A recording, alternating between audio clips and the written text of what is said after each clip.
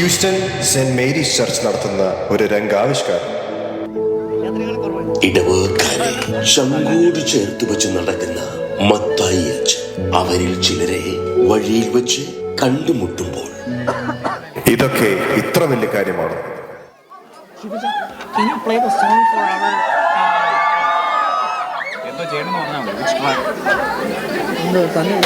എന്നാ ബെന്നി വിശേഷം? എടാ നീ അങ്ങ് ക്ഷീണിച്ചു കോലം കെട്ട് പോയല്ലോടാ മോനെ.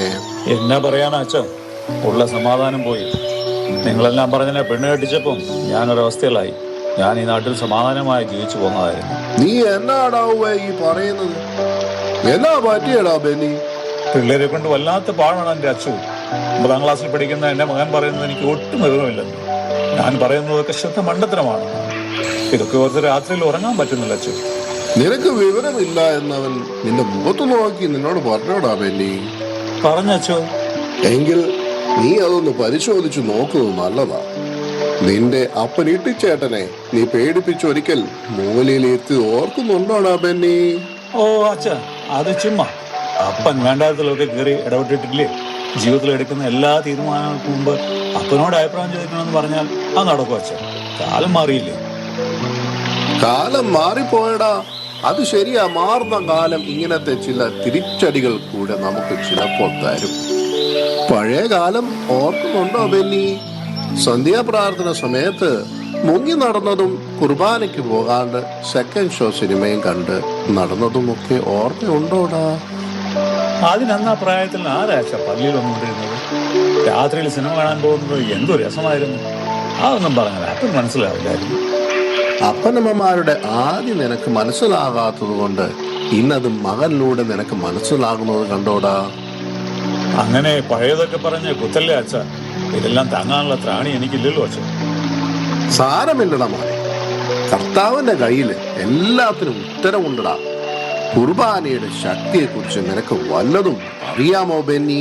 പിന്നിൽ വേണ്ട അച്ഛ. കർത്താവ് കുരിശിന്മേൽ മരിച്ചതിന്റെ ഓർമ്മയല്ലേ അത്. അതിന് വീട്ടിൽ നിന്ന് പ്രാർത്ഥിച്ചാലും പോരെ അച്ഛോ. പള്ളിയിൽ തന്നെ പോകണമെന്ന് എന്താ ഇത്ര നിർബന്ധം? എടാ, കുർബാന അനുഭവമാകണമെങ്കിൽ നീ പള്ളി തന്നെ പോകണം. മരിച്ചുയർത്തെഴുന്നേറ്റ് പിതാവിന്റെ വലതുഭാഗത്തിരുന്ന് നമ്മൾക്ക് വേണ്ടി ക്രിസ്തു എപ്പോഴും വാദിച്ചു കൊണ്ടിരിക്കുകയാണെന്ന് നിനക്ക് അറിയാമായിരുന്നോ? ആ സ്വർഗീയ ഇടത്തിലേക്ക് കയറി ചെന്ന് അവിടുത്തെ ആരാധനയിൽ നമ്മൾ പങ്കുചേരുകയാണ് കുർബാനയിൽ. അത് വെറും ഓർമ്മ പുതുക്കലല്ല കേട്ടോടാ മോനെ. ജീവിത ഭാരങ്ങൾക്കിടയിൽപ്പെട്ട് നമ്മൾ നട്ടം തിരിയുന്നത് കുർബാനകൾ നമ്മുടെ അനുദിന ജീവിതത്തിന്റെ ഭാഗമാകാത്തതുകൊണ്ടാണ്. അവൻ നല്ലവൻ എന്ന് രുചിച്ചറിയുവിൻ എന്ന് തിരുവചനം നിനക്ക് ഓർമ്മയുണ്ടോ ബെന്നി? ദൂരെ നിന്ന് നാടകം കാണുന്ന പോലെ കുർബാന കണ്ടാൽ പറ്റില്ല മോനെ. ഞാൻ ഇതുവരെ ഇങ്ങനെയൊന്നും കേട്ടിട്ടില്ല അച്ഛൻ. പോത്തുപോലെ ഞായറാഴ്ച രാവിലെ 10 മണി വരെ കടന്നുറങ്ങി തട്ടുകട സ്റ്റൈലിൽ കപ്പയും ബീഫും വെട്ടിക്കൊണ്ടിരുന്നാൽ ഇതൊക്കെ എങ്ങനെ കേൾക്കാനാ ബെന്നി? അച്ഛോ, ഈ കുർബാന മാത്രമാണോ ഏറ്റവും വലിയ പ്രാർത്ഥന? എല്ലാ മതക്കാർക്കും പ്രാർത്ഥനകളുണ്ട്. ഈ പറയുന്നതൊക്കെ യാതൊരു തെളിവും കൂടാതെ കണ്ണും പൊട്ടി വിശ്വസിക്കാൻ നല്ല പാടാണ് അച്ഛൻ. ശാസ്ത്രം വികസിച്ചു വരുമ്പോൾ നമുക്ക് വിവരം വെക്കാം അച്ഛാ. എടാ ബെന്നി, എന്റെ ഓർമ്മയ്ക്കായി ഇത് ചെയ്യുവീൻ എന്ന് പറഞ്ഞ കർത്താവിനെ അനുസരിക്കാൻ നമ്മൾ ബാധ്യസ്ഥരല്ലേ മോനെ? ആ വിശുദ്ധ കുർബാനയിലെ കർത്താവ് നമ്മുടെ ജീവിതത്തിന്റെ ഭാഗമാവുമ്പോൾ നമ്മുടെ ജീവിത പ്രശ്നങ്ങളിൽ അവൻ ഇടപെടും. നമ്മുടെ യുക്തിക്കും ബുദ്ധിക്കും അപ്പുറമാണ് ഈ രഹസ്യങ്ങൾ. ആ ബലി അർപ്പിക്കുമ്പോൾ സ്വർഗത്തിലെ മാലാഖ വൃന്ദങ്ങളോട് ഒന്നിച്ച് ദൈവത്തെ ആരാധിക്കുവാൻ നമുക്ക് കിട്ടുന്ന നിമിഷങ്ങളാണ് ഓരോ വിശുദ്ധ കുർബാനയും. യേശുവേ, എന്നോട് കരുണ തോന്നണമേ എന്ന് നീ ഒന്ന് വിളിച്ചാൽ മാത്രം മതിയടാവേ. നിന്നെ പൊക്കി എടുത്തോണ്ട് പോയിക്കോളും. ഇതിനേക്കാൾ വലിയ സ്നേഹം എവിടെ കിട്ടാനാടാ മോനെ? വീട്ടിലാകെ പ്രശ്നമാണ് അച്ഛ. ഡൈവോഴ്സ് വേണമെന്നാണ് എൻ്റെ വൈഫ് പറയുന്നത്. കാരണം മകന്റെ മോശമായ സ്വഭാവം എന്നെ കണ്ടു പഠിച്ചതുകൊണ്ടാണെന്ന്. മോളും ഒരു വല്ലാത്ത കൂട്ടുകെട്ടിൽപ്പെട്ടിരിക്കുക അച്ഛൻ. ഡൈവോഴ്സ് കൊണ്ട് ഇനി എന്നാ കിട്ടാനാ അവൾക്ക്? അവൾ എന്തെങ്കിലും അച്ഛൻ പള്ളിയിൽ കണ്ടിട്ടുണ്ടോ? ഞാൻ ഉൾപ്പെടെ എല്ലാവർക്കും വീട്ടിലും നാട്ടിലും കുറ്റമാണ് അച്ഛൻ. ഞാൻ മടുത്തു. കള്ളു കുടിച്ച് നോക്കിയിട്ടും പ്രയോജനമില്ല അച്ഛൻ. നീ കള്ളുകുടിയും തുടങ്ങിയോ? പണ്ട് നീ ജോമോനെയും ഷൈനിയും തെറ്റിച്ച് അവരുടെ ജീവിതം കുട്ടിച്ചോറാക്കി. അന്ന് അവരനുഭവിച്ചത് എന്താണെന്ന് നിനക്കൊന്ന് മനസ്സിലാക്കി തന്നതായിരിക്കും കർത്താവ്. ആരുടെയും കണ്ണുനീര് അറിഞ്ഞുകൊണ്ട് വീഴ്ത്തരുത് ബെന്നി. അത് പാപമാണ്. ചിലപ്പോൾ തിരിച്ചടികൾ വന്നേക്കാം. എങ്കിലും കർത്താവിന്റെ കരുണ അതിനേക്കാൾ വലുതാണ് ബെന്നി. നീ സമാധാനിക്കടാ. ആഹാ, അച്ഛനും പെണ്ണിയുമാണല്ലോ ഇത്. ഈ സന്ധ്യക്ക് ഇവിടെ എന്താ അച്ഛാ? ഞങ്ങൾ ചുമ്മാ മിണ്ടിയും പറഞ്ഞു നിൽക്കുമായിരുന്നു മേരി. ബെന്നി, നിന്റെ ആൾക്കാർ പുതിയ വീട് പണിത് കഴിഞ്ഞോ? നീ പോയി കണ്ടായിരുന്നോ? മേരി ചേച്ചി, അവര് വീട് പണിതാൽ അവർക്ക് കൊള്ളാം. കാണാൻ പോയിട്ട് എന്നെ കിട്ടാനാ? അവരെ വീട്ടിൽ കള്ളപ്പണമാണെന്നാണ് കേൾക്കുന്നത്. ഞാനാണെങ്കിൽ ഒരു വീട് പണിയാൻ കാലം കുറേയായി ശ്രമിക്കുന്നു, ഒന്നും നടക്കുന്നില്ല. അപ്പോഴവന്റെയൊക്കെ ഒരു 2-4 വീട് വഴി വെച്ച് കാണുമ്പോൾ ഉണ്ടല്ലോ, അവന്റെ പൂച്ചത്തോടുള്ള നോട്ടം സഹിക്കുന്നില്ല അച്ചു. നീ ഒരു കൊലപാതകയാണല്ലോ ബെന്നി. ഞാൻ ആരെയും കൊന്നിട്ടില്ല അച്ചു. അച്ഛൻ എന്താ ഈ പറയുന്നത്? നീ ഇങ്ങനെ മനസ്സിൽ ദേഷ്യവും വെറുപ്പും ഒക്കെ വെച്ചുകൊണ്ട് നടന്നാൽ അത് കൊലപാതകത്തിന് തുല്യമായ പാപങ്ങളാണെന്ന് അറിയാമായിരുന്നോടാ നിനക്ക്? മേരി, വീട്ടിലെല്ലാരും എന്നാ പറയുന്നേ? എന്റെ അച്ഛാ, വളരെ നല്ല കാലം എനിക്കിപ്പോ. പിള്ളേരൊക്കെ എന്നാ ശമ്പളത്തിലാ ജോലി എന്നറിയാവോ? ചേട്ടന്റെ ബിസിനസ് ആണെങ്കിൽ വളരെ നന്നായി പോകുന്നു. ഞങ്ങൾക്ക് വളരെ നല്ല വരുമാനമാണ് അച്ഛാ. പള്ളിപ്പെരുന്നാളിന് എല്ലാ കൊല്ലവും ഏറ്റവും കൂടുതൽ കാശ് ഞങ്ങളാച്ചാ കൊടുക്കുന്നത്. പാവപ്പെട്ട പിള്ളേർക്ക് എത്രയാ ഞങ്ങൾ കൊടുക്കുന്നതെന്ന് അറിയാമോ? 50,000 രൂപ എല്ലാ വർഷവും കൊടുക്കുന്നത്. വെള്ളപ്പൊക്ക ദുരിതാശ്വാസത്തിലേക്കാണെങ്കിൽ 1,00,000 രൂപ വെച്ചാ ഞങ്ങൾ കൊടുക്കുന്നത്. പോരാത്തതിന് പള്ളി പുതുക്കി പണിതപ്പോ മധുവായിലേക്ക് ആവശ്യമുള്ളതെല്ലാം ചേട്ടന് വെച്ചാ കൊടുത്തത്. ഞങ്ങൾ അങ്ങനെ സാമാന്യം കൊള്ളാവുന്ന ദാനശീലരാണച്ചോ. നിങ്ങളൊക്കെ രൂപക്കൂട്ടിൽ കയറ്റി നിർത്തേണ്ടവരാണല്ലോ മേരി. ദാനശീലം നല്ലതാ മേരി, എങ്കിലും അതിങ്ങനെ വിളിച്ചു കൂവരുത്. മനുഷ്യർ കാണെ നമ്മുടെ നീതി അവരുടെ മുൻപിൽ ചെയ്യരുത്. സ്വർഗത്തിന് പ്രതിഫലം ഇല്ലാതെ പോകും എന്നാ കർത്താവ് പറഞ്ഞത്. എങ്കിലും പള്ളിയിൽ ഒരിക്കലും കാണാറില്ലല്ലോ.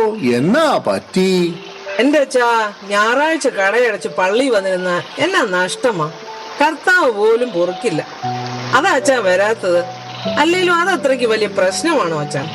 മാമോദീസ മുങ്ങി ആണ്ടുകുംഭസാരവും നടത്തി എല്ലാ പള്ളിപ്പെരുന്നാളും ക്ഷേമമായി നടത്തി വരുന്ന സത്യക്രിസ്ത്യാനികളല്ലേ നമ്മള്. അപ്പൊ കുർബാനയ്ക്ക് മാത്രം വരാതിരിക്കുന്നത് അത്ര വലിയ പ്രശ്നമാണോ അച്ഛാ? അത് സാമാന്യം വലിയ പ്രശ്നം തന്നെയാണ് മേരി. നീ മുടങ്ങാതെ ഞായറാഴ്ച കുർബാനയ്ക്ക് വാ മോളെ. നടക്കുമെന്ന് തോന്നുന്നില്ല അച്ഛാ. ഞായറാഴ്ച കുർബാനയ്ക്ക് പോകുന്നത് ഇത്ര വലിയ കാര്യമാണോ അച്ഛാ?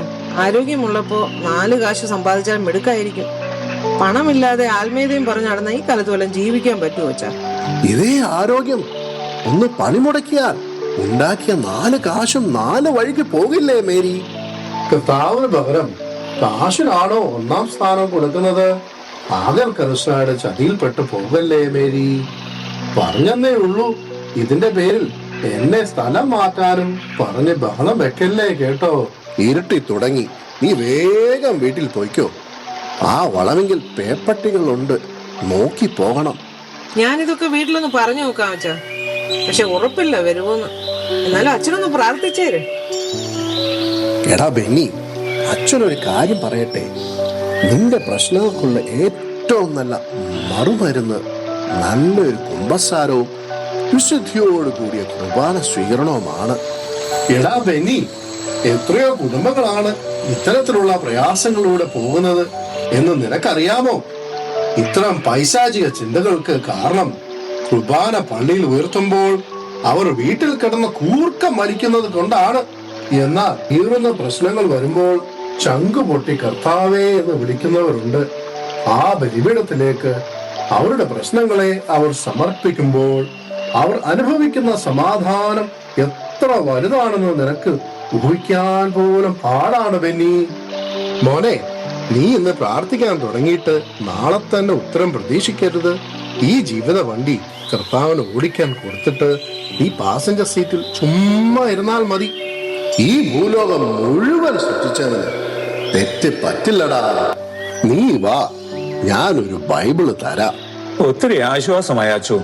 അച്ഛൻ കല്യാണം കഴിക്കാത്തതുകൊണ്ട് നന്നായി, ഫ്രീ ആയിട്ട് നടക്കാമല്ലോ. ഇടയ്ക്കിടയ്ക്ക് ഞാൻ അച്ഛൻ്റെ അടുക്കൽ വരും ഒരു ആശ്വാസ വാക്കിന്. ഇതൊക്കെ ഇത്ര വലിയ കാര്യമാണോ? ഇതൊക്കെ തന്നെയാണ് കാര്യം. ആദ്യം കർത്താവ്, ബാക്കിയൊക്കെ പിറകെ വന്നു.